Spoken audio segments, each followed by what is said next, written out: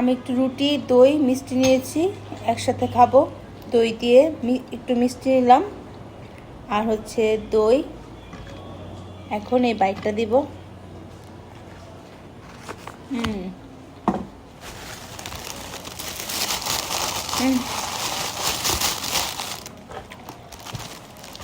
অনেক মজা।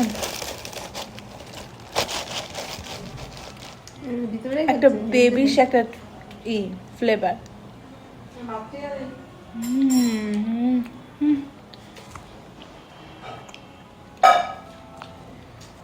সিঙ্গারাটা একটু রাখছে আমার জন্য।